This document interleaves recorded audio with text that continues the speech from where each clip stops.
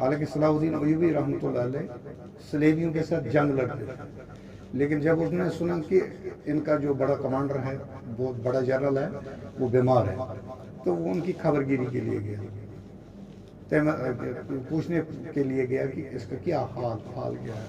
तो जब वहाँ पर पहुँचे तो खीमे के बाहर, इन दिनों खीमे होते थे, खीमे के बाहर उस बड़े जनरल ने सारे जनरलों को जमा किया और उनको एडवाइस दे रहा है, उन जनरलों को एडवाइस दे रहा है कि आप मुसलमानों को अक्सरी बुनियाद पर इनको हरा नहीं सकते, इनको ज़ेर नहीं कर सकते। अक्सरी किसको बोलते हैं? तलवार की बुनियाद पर।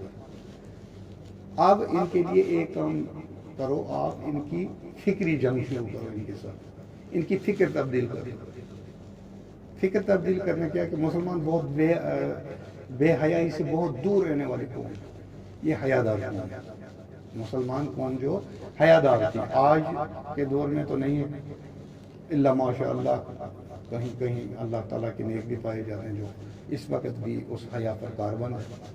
लेकिन उन्होंने कहा कि इनकी हया पर हमला करो, इनको फाहिशी में मुलवस कर दो, इनको बेहयाई में मुलवस कर दो, इनके सामने ऐसे ऐसे हरबे इख्तियार करो जिसकी वजह से ये फाहिशी में जो है मुब्तला हो जाएंगे, तो हम इनको खुद ब खुद फतह कर सकते हैं, बाकी तलवार की बुनियाद पर आप इनको हरा नहीं सकते।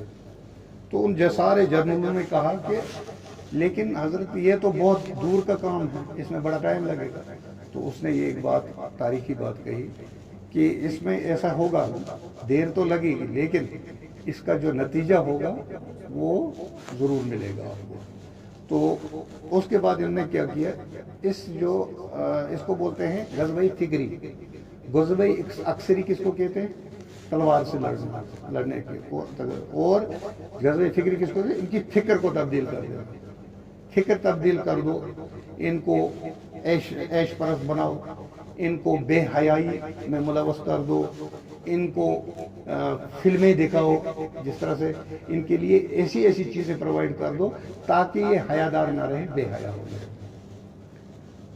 तो हज़रत सलाहुद्दीन अय्यूबी रहमतुल्लाह अलैह वो दूसरी शख्सियत है जिसने बैतुल मुक़द्दस फतह किया। पहली बार किसने किया? हज़रत फारूक आज़म रज़ियल्लाहु तआला अन्हु की, उनकी खिलाफत में फतह हुआ।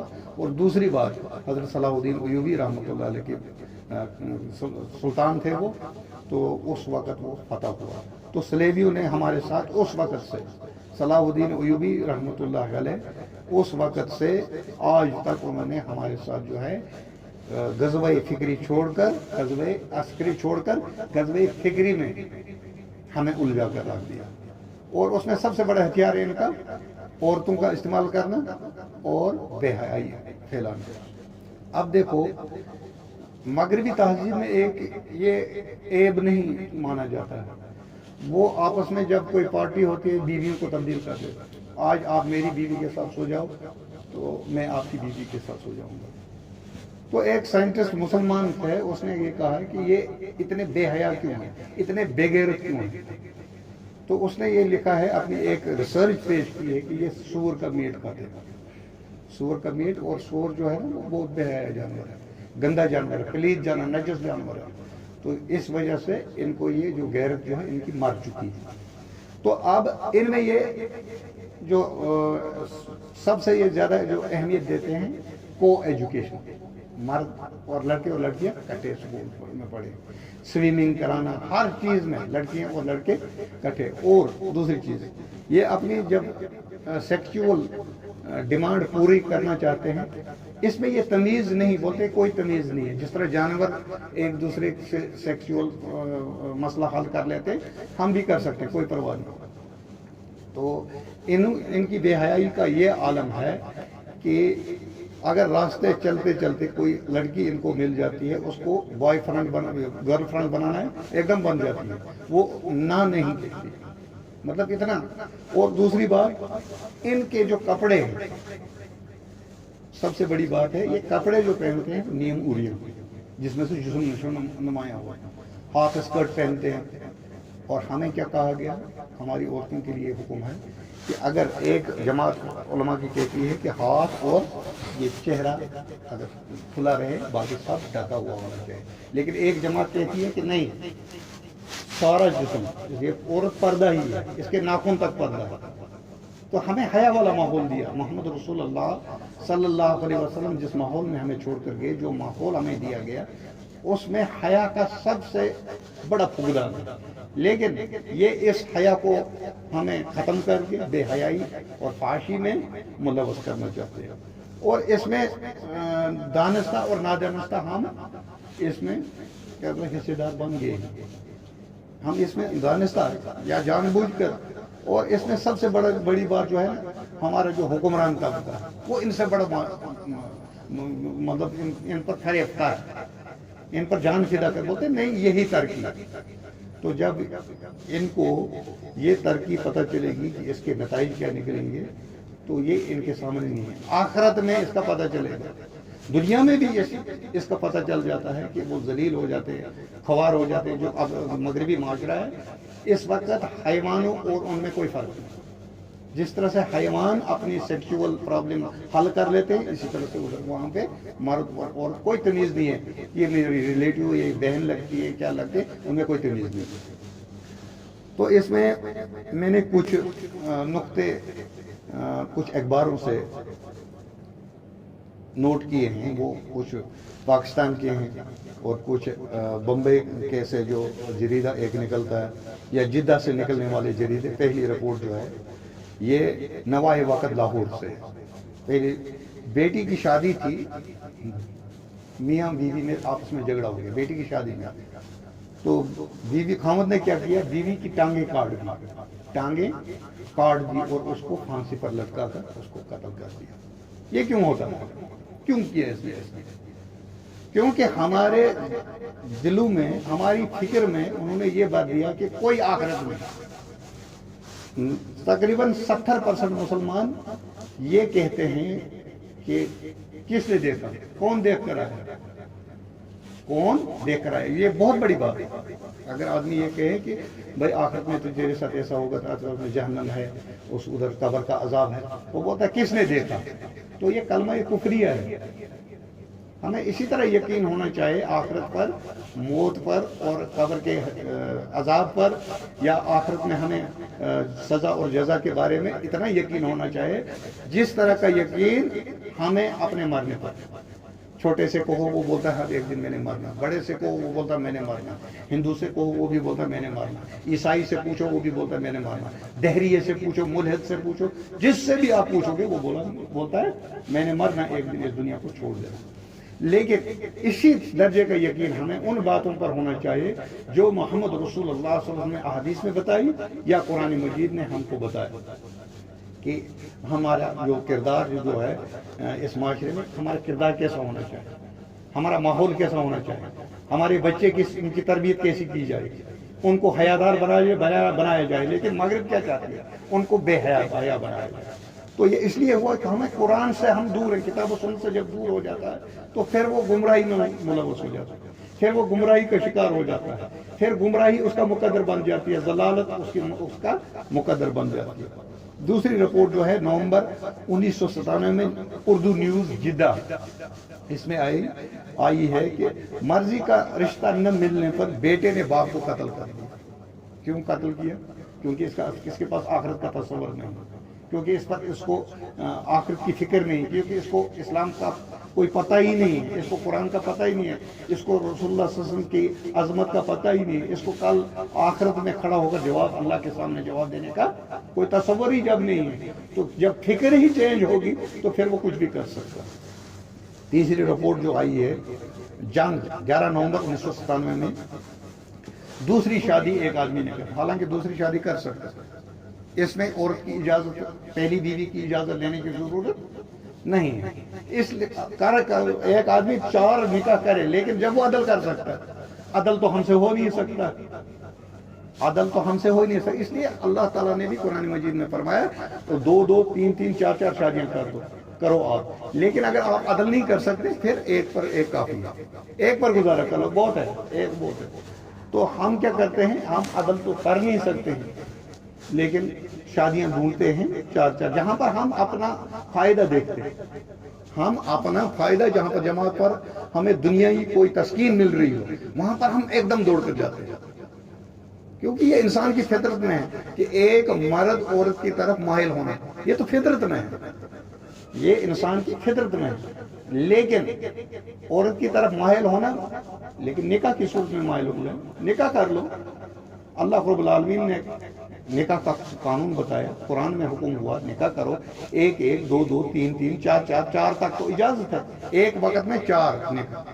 عام طور میرے مسلمانوں کو ہم نے دیکھا ہوا ہے کہ وہ کہتے ہیں مرد کو 7 بھی جائز ہے، 7 بیویاں ایک ساتھ میں رکھنا حرام، 4 ایک وقت میں ایک مسلمان کے نکاح میں صرف 4 عورتیں رہ سکتی ہیں، 4 سے زیادہ نہیں۔ ہاں اگر ان میں سے کوئی مر جائے، وہ 5ویں کر لی تو اس میں کوئی حرج نہیں۔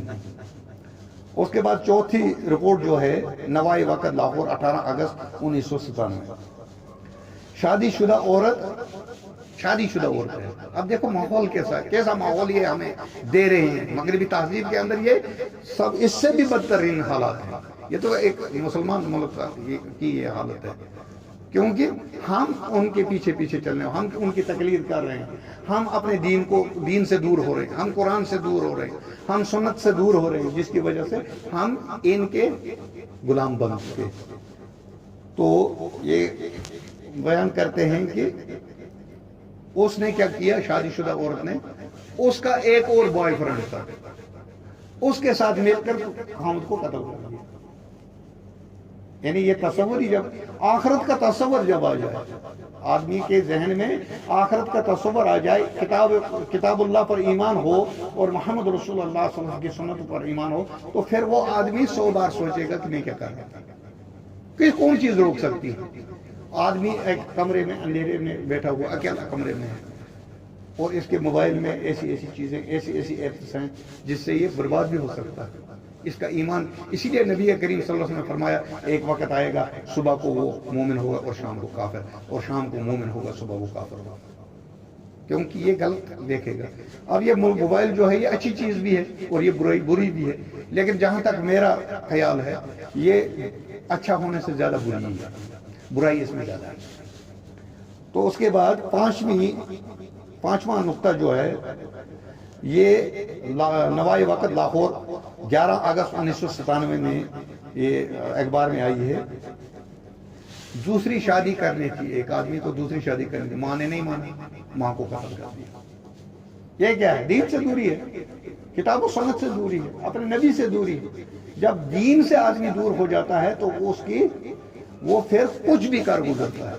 اور چھٹی رپورٹ لو میرج میں ناکامی، ایک جوڑے کو لو میرج میں ناکام، دونوں نے مل کر زہر کھا لی اور خودکشی کر لی۔ یہ تو میں 1997 کی بات کر رہا ہوں، آج دیکھ لو کیسے ہو رہا ہے۔ یہ خودکشیاں کیوں ہو رہی ہیں؟ یا تو لو میرج میں ہوگی، یا کوئی اس میں ناکام ہو گیا، یا میاں بیوی کا تھوڑا سا بہت جھگڑا ہو گیا، یا بیوی جو ہے وہ شادی تو اس کے ساتھ کی ہے، ایک بوائے فرینڈ اور رکھا ہے، تو ایک مرد یہ چیز تو برداشت نہیں کر سکتا، اس وجہ سے کیا ہوئے، خودکشی ہوگی۔ تو اس سے تبھی بچا جا سکتا ہے جب ہم اسلام کے قریب ہوں گے، جب ہم کتاب و سنت کے قریب ہوں گے تو ہم اس چیز سے بچ سکتے ہیں، ورنہ ہمیں کوئی اس دلدل سے کوئی نہیں نکال سکتا ہے، کیونکہ مغرب ہمیں اسی دلدل میں دھکیلنا چاہتی ہے۔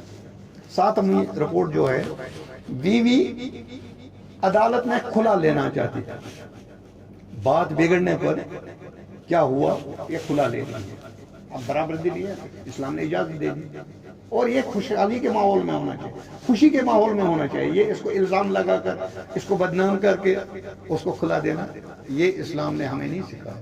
کل ہم نے اللہ کے سامنے اس کا جواب دینا۔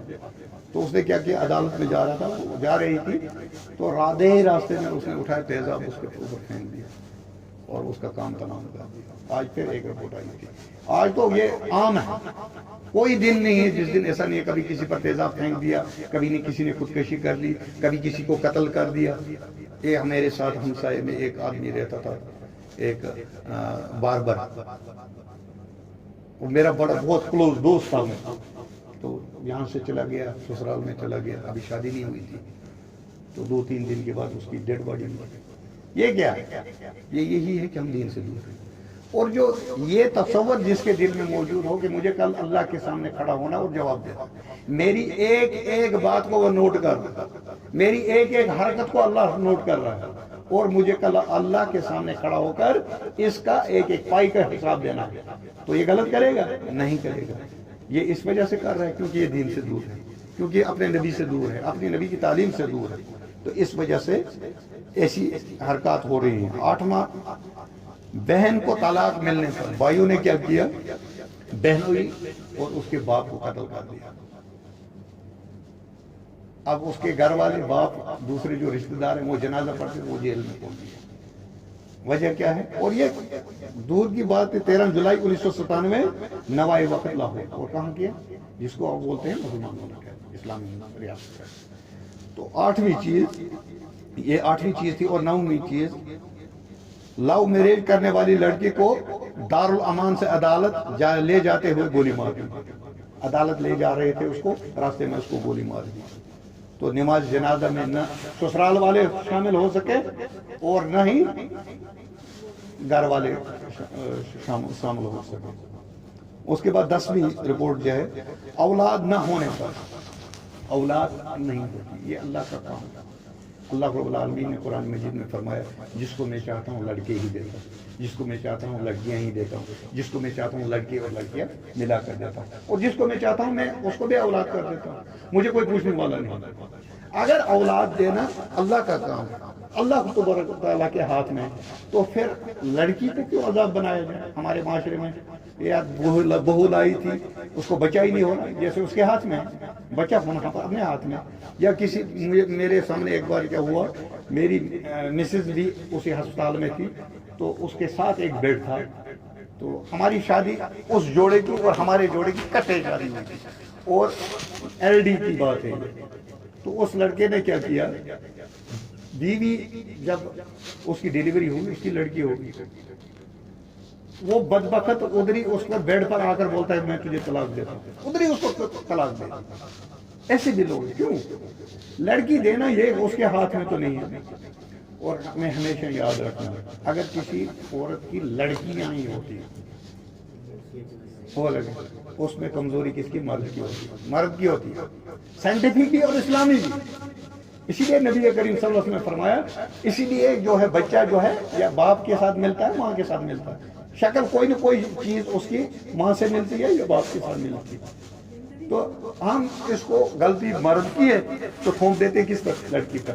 اب اگر طلاق دینے کا طریقہ، جیسے ہمیں قرآن میں پڑھا پچھلے درس میں، طلاق دینے کا طریقہ ہے اس کو عزت سے تو آزاد کرو. پھر کیا کرتے ہیں کہ میں اپنا مہر بچاؤں، پھر اس کو بلیم لگا دیتے ہیں، بھائی یہ بدکاری، اس نے بدکاری، بھائی یہ الزام لگانے کی ضرورت. اگر یہی الزام پھر میری بہن پر لگ جائے کل، کیا میں اپنی بہن کے لیے برداشت کر سکتا؟ جو چیز میں اپنی بہن کے لیے برداشت نہیں کر سکتا، وہ میں کسی دوسرے کی بہن کے لیے برداشت نہیں کرتا. یہ اسلام نے ہمیں یہ سکھایا. تو اولاد نہ ہونے پر اس کی زندگی جو ہے بہت مشکلات پیدا کر دی. دارالامان میں لڑکی کا مطالبہ تھا کہ میں آزاد ہو جاؤں، لیکن وہ جو اس کا گھر والا تھا، اس نے اس کو بدنام کرنا، اس پر الزام لگانے، یہ فلانی کے ساتھ بات کرتے ہیں کہ حالانکہ ایسا ہوتا نہیں ہے، حالانکہ ایسا ہوتا نہیں. اور یہ ہمیشہ یاد رکھنا چاہیے، اگر کسی سیدھی سادی لڑکی پر کوئی الزام لگاتا ہے، زنا کا الزام لگاتا ہے، یہ بدکار ہے، تو اس کو 4 گواہ لانے پڑیں. اس کو 4 گواہ. اگر ایک آدمی، میں اپنی آنکھوں سے دیکھ رہا ہوں ایک لڑکا اور لڑکی بدکاری کر رہے ہیں، مجھے تو یا 4 گواہ لانے، نہیں تو میں نے منہ بند کر لینا، منہ پردہ کر لینا، منہ بند کر لینا. 4 گواہ ہوں گے تو سزا ملے گی، 4 گواہ نہیں ہوں گے تو پھر اگر اس پر الزام لگائے گا، پھر حد قذف کس پر لگے گا؟ بولنے والے پر، جو بول رہا ہے کہ اس نے کچھ بدکاری کی. تو اسلام نے ہمیں ہر حالت میں اخلاق سکھائے، اخلاق کا اعلیٰ نمونہ بنایا. تو مشرق میں ہم جو اس ایشیا کے رہنے والے لوگ ہیں، ویسٹرن کلچر برباد ہو چکا ہے، وہ بے حیائی میں ڈوب چکا ہے، اس دلدل میں پھنس چکا ہے، لیکن وہ اب ہمیں بھی اس دلدل میں پھنسانا چاہتے ہیں. تو ہمیں بہت کاشس رہنا ہے، بہت کاشس رہنا ہے. اپنے بچوں کو تربیت کرنی ہے، اپنے گھر والوں کو تربیت کرنی ہے، قرآن اور حدیث کے نزدیک جتنا بھی آؤ گے یہی ہمیں ان فتنوں سے بچا سکتے ہیں۔ باقی دنیا میں کوئی ایسی چیز نہیں ہے جو ہمیں ان فتنوں سے بچائے۔ اللہ رب العالمین ہمیں کہنے سے زیادہ عمل کرنے کی توفیق عطا فرمائے۔ وآخر دعوانا الحمدللہ رب العالمین، والسلام علیکم۔